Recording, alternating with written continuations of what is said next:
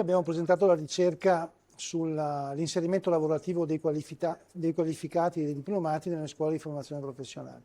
Io credo che rappresenti questa ricerca innanzitutto una modalità con cui andare a vedere che cosa produce il sistema della formazione professionale nella Regione Veneto, e quindi è un'iniziativa che va assolutamente pensata ogni anno e quindi aggiornata annualmente.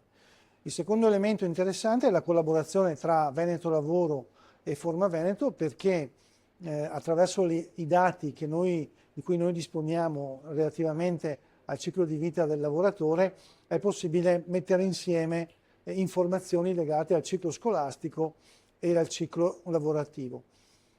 Si potrebbe anche aggiungere un ulteriore approfondimento rispetto al ciclo legato alle politiche attive, ma questo potrebbe rappresentare un'attività in futuro. L'elemento secondo me decisivo, importante rispetto ai risultati è innanzitutto che il 60% delle persone entrano al lavoro nell'arco di un anno, l'80% nell'arco di 2 anni.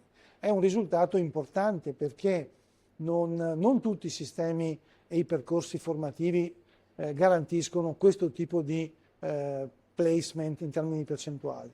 L'altro elemento che è evidenziato secondo me dalla ricerca è che la crescita occupazionale dipende dal livello di istruzione, e quindi più si cresce nell'istruzione più c'è rafforzamento nel percorso.